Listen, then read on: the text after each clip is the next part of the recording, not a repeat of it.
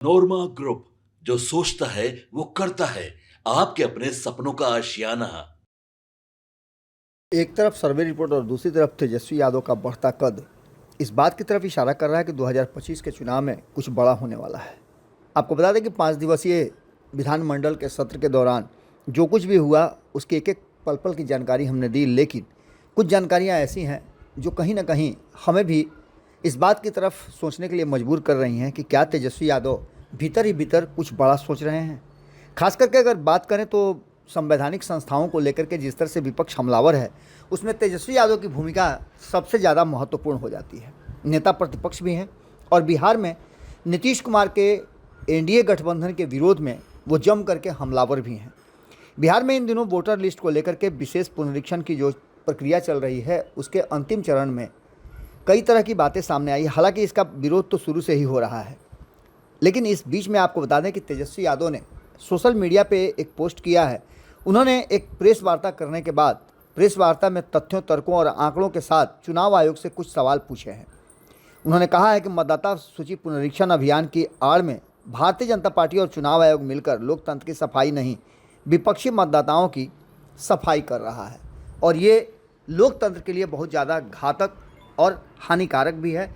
ऐसे में लोगों के भीतर लोकतांत्रिक मूल्यों और लोकतांत्रिक प्रक्रिया को लेकर के अलग अलग तरह के विचार आते हैं और उससे लोगों की दूरी बढ़ने की संभावना ज़्यादा है। ऐसे में आपको बता दें कि इस पूरी प्रक्रिया को लेकर के उन्होंने कहा है कि हो सकता है कि इस बात पर भी चर्चा हो सकती है। वो लोग दिखेंगे कि जनता क्या चाहती है और सब लोग यानी विपक्ष की एक राय है। अगर ऐसा करना पड़े, जब आप बेईमानी से सब कुछ तैयार कर रखना चाहते हैं, इसको इतनी सीट दे दो, इसको उतनी सीट दे दो या फिर चुनाव मत कराओ, ये सारी बातें कहते हुए जहां एक तरफ तेजस्वी यादव ने हमला किया है, वहीं आपको बता दें कि एनडीए के एक मजबूत घटक दल, जिनकी बैसाखी पे नरेंद्र मोदी की सरकार दिल्ली में चल रही है, उन्होंने भी चुनाव आयोग के इस प्रक्रिया पर सवाल जरूर खड़े किए हैं। उन्होंने कहा है, मैं बात कर रहा हूं चंद्रबाबू नायडू की। चंद्रबाबू नायडू ने साफ तरीके से चिट्ठी लिख करके चुनाव आयोग को ये बताया है कि यदि मतदाता गहन पुनरीक्षण करना है, उसकी जांच करनी है और मतदाता सूची को ठीक करना है, तो ऐसी स्थिति में 6 महीने में यह काम संभव नहीं है। इससे पहले भी कराया जा चुका है और इसको लेकर के उनके सवाल खड़े करने के बाद से विपक्ष को और ताकत मिल गई है।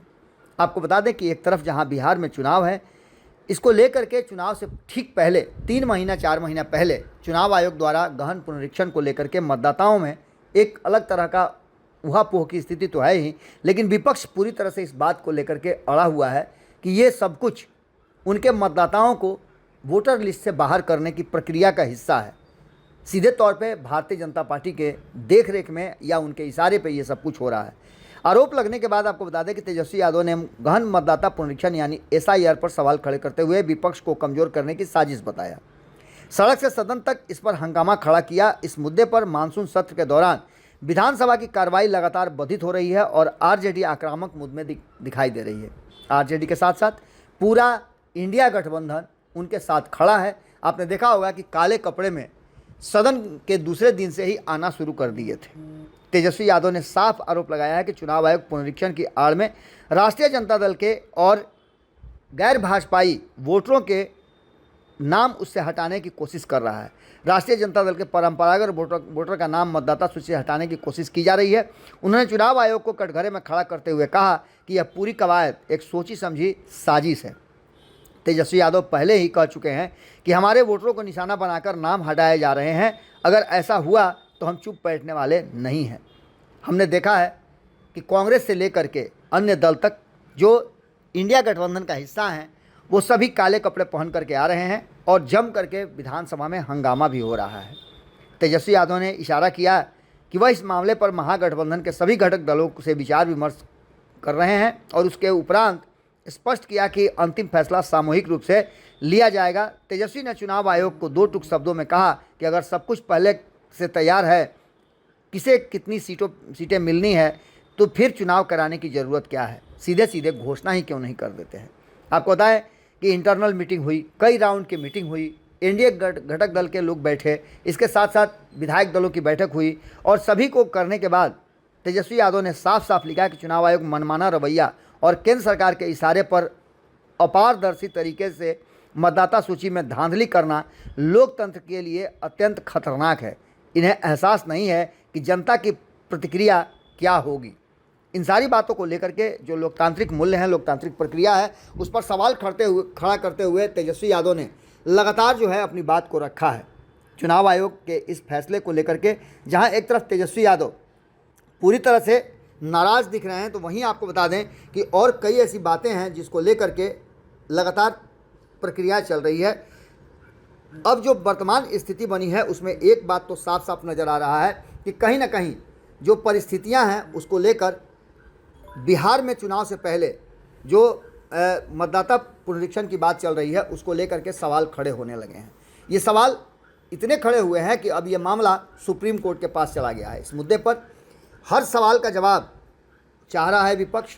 इस मुद्दे पर पूछे गए सवाल के जवाब में तेजस्वी यादव ने समाचार के माध्यम से कई जो समाचार चैनल हैं उनको बयान देते हुए विधानसभा के भीतर या विधानसभा के बाहर दोनों जगह उन्होंने इसका जम करके विरोध किया है। बिहार में लगातार इस बात को लेकर के गतिरोध जारी है। गौरतलब है कि बिहार विधानसभा में इस मुद्दे पर भारी हंगामा हुआ, जो नई दिल्ली से के संसद में मानसून सत्र के दौरान विपक्षी दलों को विरोध प्रदर्शन के साथ था। यहाँ बिहार के साथ साथ दिल्ली में भी कई बार व्यवधान उत्पन्न हुए, जिसके कारण राज्यसभा को स्थगित किया गया, लोकसभा को स्थगित किया गया और यहाँ बिहार में विधानसभा और विधान परिषद में भी जम करके हंगामा हुआ। 22 जुलाई को आरजेडी नेता तेजस्वी यादव ने बिहार विधानसभा में एसआईआर पर अपनी राय रखते हुए कहा कि चुनाव आयोग द्वारा मांगे जा रहे दस्तावेज राज्य के केवल 2-3% मतदाताओं के पास ही होंगे। उन्होंने सवाल किया कि क्या चुनाव आयोग का मानना है कि फर्जी मतदाताओं ने नरेंद्र मोदी को प्रधानमंत्री और नीतीश कुमार को मुख्यमंत्री बनाया है। उन्होंने कहा कि चुनाव आयोग ने सुप्रीम कोर्ट में अपने हल्फनामे में मतदाता सूची में किसी भी विदेशी नागरिक का जिक्र नहीं किया है, जबकि फैक्ट ये है कि विदेशी नागरिक पाए गए हैं। तेजस्वी यादव ने यह भी जानना चाहा कि राज्य के लगभग 4.5 करोड़ 4.5 करोड़ निवासियों का क्या होगा जो मतदाता के रूप में पंजीकृत हैं और चुनाव के दौरान उन जगहों से आते हैं जहां वे जीविका चलाते हैं। चुनाव आयोग ने उन लोगों के नाम काटने की धमकी दी है जो अपने पंजीकृत पते पर नहीं रहते हैं। इन सारी बातों को लेकर के अब ये गतिरोध लगातार जारी है। इन सारी बातों को लेकर के मुख्यमंत्री नीतीश कुमार ने भी सदन में अपनी बात को रखा। बिहार के मुख्यमंत्री नीतीश कुमार ने जो चर्चा की, अनुमति दिए जाने से नाखुश थे, हस्तक्षेप करने के लिए अपनी सीट से उठे। उन्होंने तेजस्वी यादव को कहा, तुम बच्चे हो, तुम्हें इन मामलों की कोई जानकारी नहीं है। सदन के इस अंतिम सत्र के केवल 3 दिन बचे हैं, इसे विधायी कामकाज करने दो। तुम्हें जो भी बकवास बोलना है चुनाव के दौरान अपने दिल की बात कह सकते हो। नीतीश कुमार ने आगे कहा कि जब तेजस्वी यादव के माता पिता मुख्यमंत्री थे तो उन्होंने महिलाओं, मुसलमानों या समाज के किसी अन्य वर्ग के लिए कुछ नहीं किया है। उन्होंने कहा कि उनकी माँ को तो कुछ मिला। इस सारी बातों को लेकर के जिस तरह से ये गतिरोध उत्पन्न है और तेजस्वी यादव ने कहा है कि वो वोट का बहिष्कार करेंगे, चुनाव का बहिष्कार कर सकते हैं, इस बात को लेकर के अब कहीं ना कहीं हाथ पांव फूलने की स्थिति है, असमंजस की स्थिति पैदा होगी यदि चुनाव की प्रक्रिया और चुनाव को लेकर के इस तरह की बातें सामने आएंगी। अब ऐसी स्थिति में आप समझ सकते हैं कि जो संवैधानिक संस्था है और लोकतांत्रिक प्रक्रिया में दुनिया का सबसे बड़ा लोकतंत्र कहा जाता है कि हिंदुस्तान है, और हिंदुस्तान में बिहार जो लोकतंत्र की जननी है, वहाँ इस तरह की बातों का सामने आना निश्चित रूप से कहीं ना कहीं सवाल तो खड़े करता है। अब देखना दिलचस्प होगा कि आगे क्या कुछ निकल के आता है और चुनाव आयोग इस पर क्या फैसला लेता है। हालांकि गहन पुनरीक्षण का काम अंतिम चरण में है और ये तो होना तय है। अब इसके बाद मतदाताओं को कैसे बचाया जाएगा, जो मतदाता वैध हैं उन्हें कैसे परेशानी नहीं होगी, ये सारी बातें भी सामने आएंगी। देखना होगा कि तेजस्वी यादव ये सिर्फ धमकी दे रहे हैं या फिर इस पर अमल भी करेंगे, चुनावी प्रक्रिया का हिस्सा वो बनेंगे या नहीं बनेंगे। संशय तो उन्होंने पैदा कर दिया है, बयान दे दिया है, अब आगे देखना होगा कि क्या कुछ निकल के सामने आता है। जुड़े रहिए भारत लाइव के साथ, खबरों का सिलसिला लगातार जारी है। बहुत बहुत धन्यवाद। आपके सपनों को हमने सजाया है, ई होम्स पैनोरामा को हमने बनाया है। ई होम्स मेरा एक सपना था जिस पे मैं पिछले 4 साल से काम कर रहा था। हमने जो बनाया है वो सबने है माना। ई होम्स पैनोरामा में हो आपका भी आशियाना। और फाइनली हमने 2021 में इस प्रोजेक्ट को लॉन्च किया। बहुत लोग अप्रिशिएट कर रहे हैं कि पूर्णिया जैसे शहर में, बिहार के, एक तो बिहार की बात करें उसमें भी पूर्णिया जैसे छोटे जगह में इस तरह का लाइफस्टाइल देना, ये सुन के हम लोगों को बहुत अच्छा लगता है। ई होम्स में हमने कुछ और भी किया है, जैसे हम जिस जगह में रह रहे हैं हमारे फैमिली सिक्योर हो, उनको सिक्योरिटी का ध्यान में रखा है। आपकी सुविधा और सुरक्षा आपके लिए खास है, ये आपका विश्वास है। इसमें आर्टिफिशियल इंटेलिजेंस का 7 लेयर सिक्योरिटी का हमने इस्तेमाल किया है। लस ग्रीन कैंपस को बनाया है, यदि हमारा बाउंड्री वाल है तो वो वर्टिकल गार्डन है।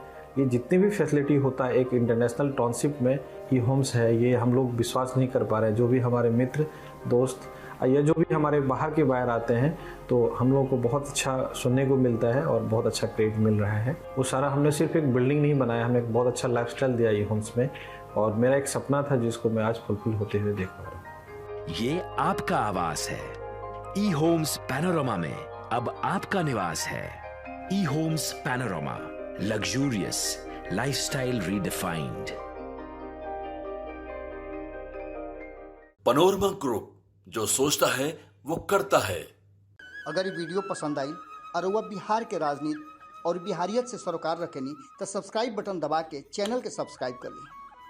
ओजे एगो घंटी बा, ओकरा बटन दबा देला से कुल सटीक और मारक खबर रुआ मुफ्त में मिल जाई। अगर रुआ पत्रकारिता के हमनी के नया प्रयोग में सहयोग कर चाहतानी तो ज्वाइन बटन दबा दी। पेटीएम नंबर नोट कर ली 9386816700।